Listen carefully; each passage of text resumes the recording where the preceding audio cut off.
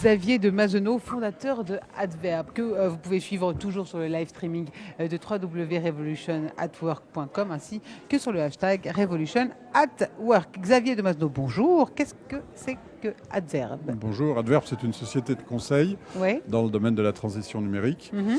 Et c'est l'éditeur d'un site qui s'appelle thevillage.net, qui est devenu le site de référence sur les nouvelles formes de travail. Alors, qu'est-ce que contient le site? Je ne le connais pas, le site Le Village, Alors, mais on parle de si c'est une télétra- référence, il faut qu'on s'informe. Je vous écoute. On parle de révolution du travail, du future of work. On parle de ruralité, de nouvelles ruralités, de nouvelles manières de développer la ruralité, des aspirations, des nouveaux usages des salariés, de l'explosion du phénomène de freelance. Vous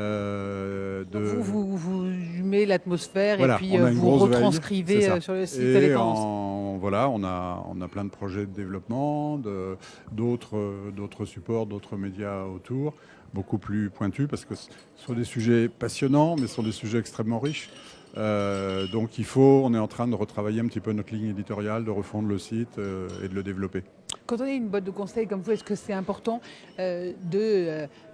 d'observer cette révolution du travail, de ces nouvelles technologies, comme ici on peut le voir au cœur de la défense, avec les vraies problématiques, des innovations qui vont absolument dans tous les sens. Et alors comment ça se fait? Vous prenez, et puis vous faites la part des choses. Oui, alors ce qui est très déroutant, je me mets à la place d'une entreprise, d'un chef Ouais. d'entreprise ou d'une collectivité locale qui doit décider. Et parfois, quand on est dans l'aménagement, on doit décider dans des temps très très longs, sur plusieurs dizaines d'années. Et là, on a une révolution qui bouleverse la donne à toute allure.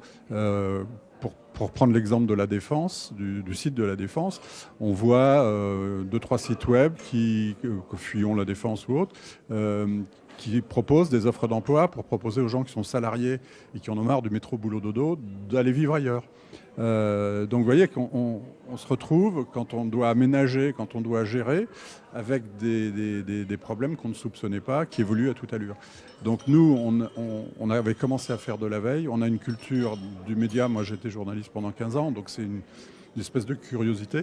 On s'intéresse à tout dans ces sujets-là et on essaie de le traduire pour un public plus large, de plus en plus un public de professionnels.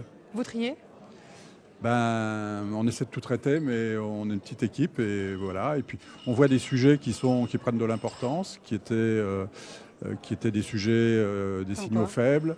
On ne parlait pas de freelance beaucoup il y a 2 ans. Aujourd'hui, on voit une explosion. On parle de 50% de la population active qui va être freelance aux États-Unis dans même pas 10 ans. C'est un phénomène qui a aussi démarré en France.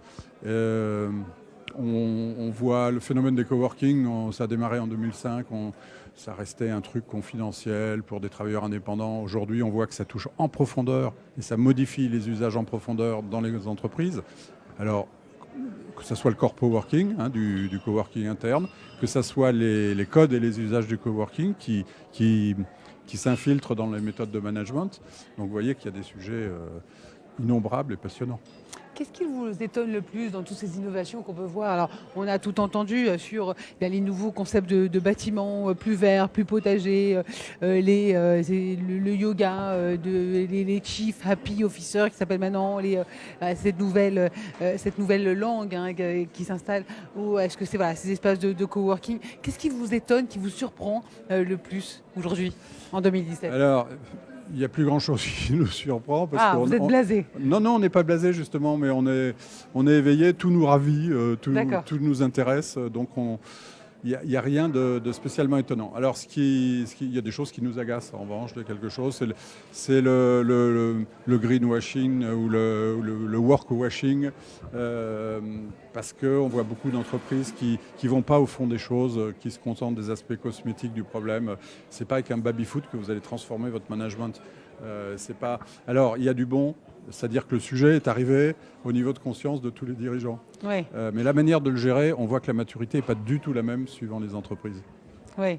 Et justement, est-ce que là, il y a besoin d'une pédagogie ou Alors oui, je crois qu'il y a besoin de pédagogie, il y a besoin de temps. On ne transforme pas une organisation en 5 minutes. Donc il y a peut-être une culture du changement. Alors je sais que c'est là la que vous mode, intervenez en tant l'esprit qu'Adverb? start-up.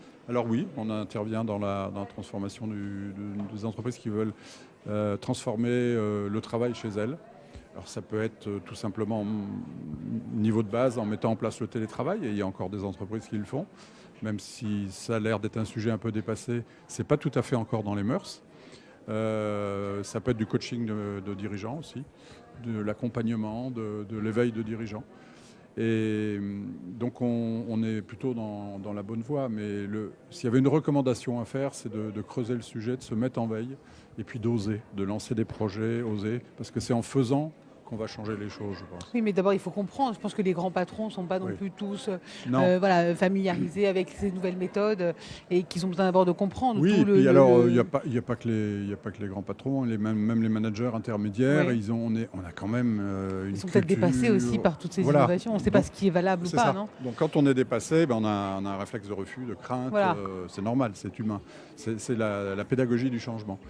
Le manager intermédiaire, lui, il voit sa vie, ses méthodes de travail bouleversées, et on ne l'a pas forcément formé, on ne l'a pas forcément accompagné pour ça.